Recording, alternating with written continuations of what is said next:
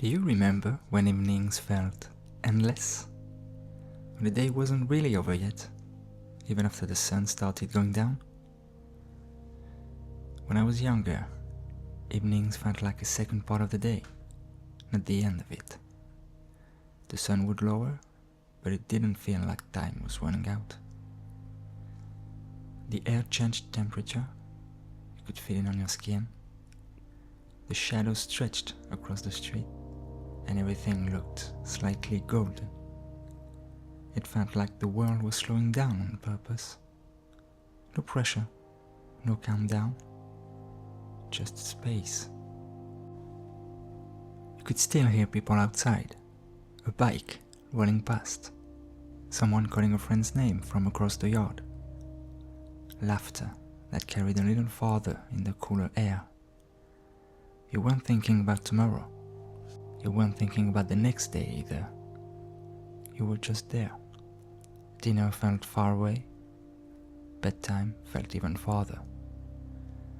And nobody was checking the clock every few minutes. Time didn't feel like something you were losing. I remember looking up at the sky when it started turning that deep blue. Not night yet, but not day anymore. That in-between color that only lasts a few minutes, but somehow used to feel much longer.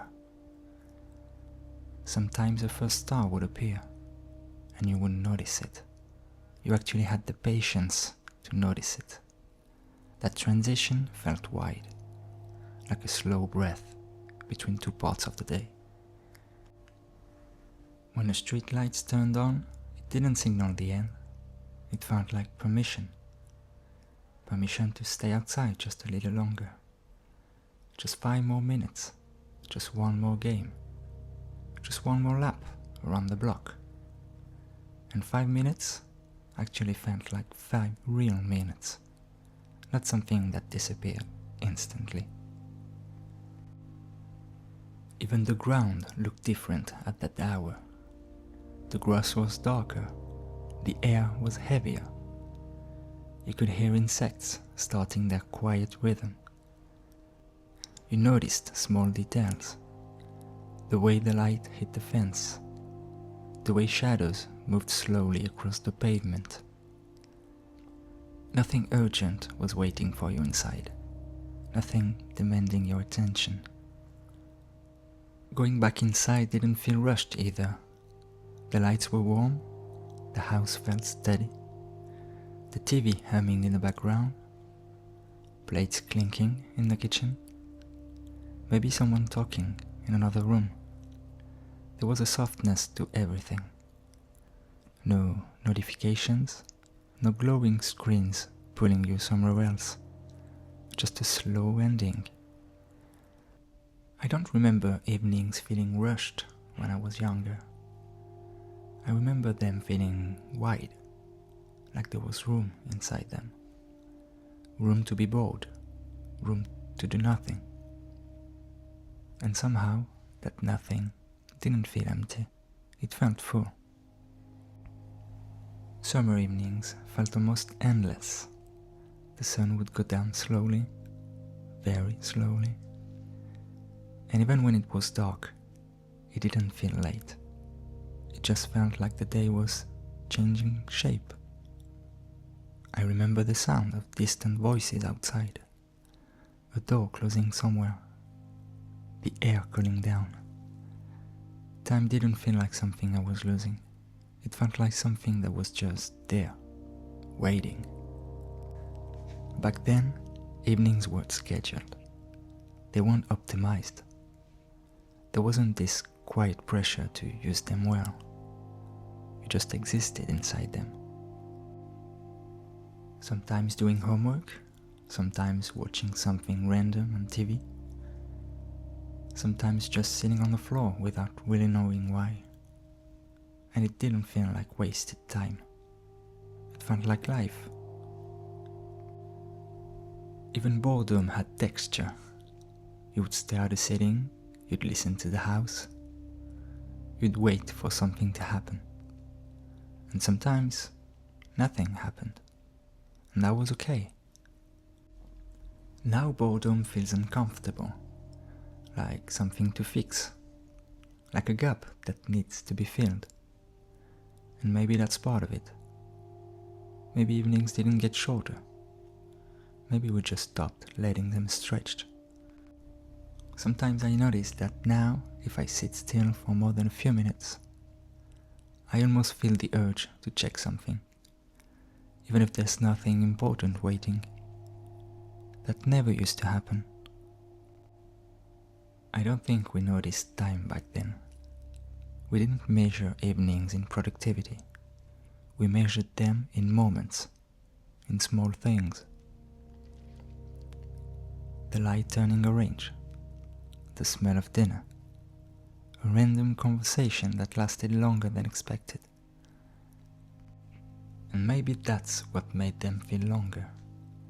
Not that they were longer, but that we were inside them, fully. Evenings feel different now. Not louder, not necessarily busier, just tighter. There's this quiet pressure that didn't exist before. Even if no one says anything, even if no one is asking for anything. You finish work, but your brain doesn't. It keeps replaying conversations. Things you said, things you should have said, things you need to do tomorrow. And while you're technically home, part of you is still somewhere else. You sit down to relax, but relaxing feels like a decision now, not a default state. You open your phone for a second, just to check something small, and suddenly your attention is split into pieces. A message, a headline, a short video, another one. Nothing dramatic, just small fragments, but they stack. And I fill the evening without you really noticing. There's also the fatigue, not physical exhaustion, mental fatigue. The kind that makes simple things feel heavier. Choosing what to cook feels like a task. Choosing what to watch feels like a task. Even choosing to rest feels like something you have to commit to. So you scroll instead. Because scrolling doesn't require a decision. It just continues, and the evening goes with it. And then there's this invisible timer, not on the wall, not on your phone, but somewhere in the back of your mind. A quiet reminder that the night is short, that tomorrow is coming, that sleep is limited. So you try to enjoy the evening, but you're also measuring it, optimizing it, trying not to waste any time. I catch myself sometimes looking at the clock when I'm supposed to be relaxing, as if I need to make sure I'm using the time correctly, you know? I don't remember it happening when I was younger. But none of this feels dramatic.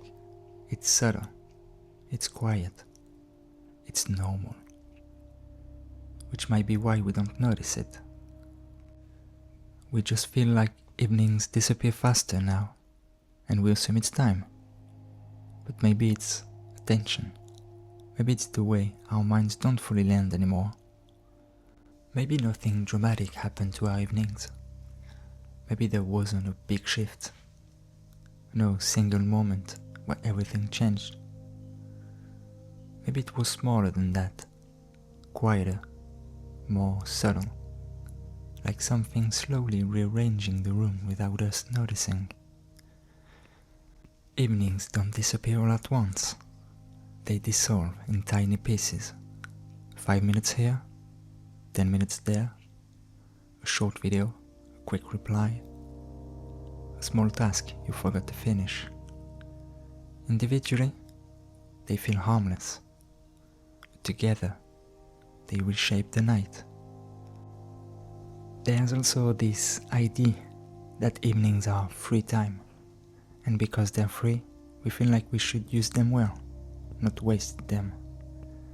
Be productive, or learn something, or relax properly. there's always something we could be doing. So doing nothing feels wrong, even if nothing is exactly what we need. Sometimes I sit down on a couch, meaning to just rest, and I immediately feel like I should be doing something better, even if I'm already tired. We have also blurred the boundaries. Work doesn't fully end anymore. Messages arrive late, IDs pop up, notifications don't respect sunset. So evenings don't feel like a clear chapter, they feel like an extension. Like the day just changed lighting, but didn't actually stop. When we were younger, there were gaps.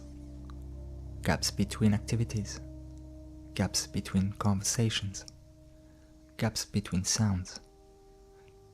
Now those gaps are filled automatically, by design or by habit.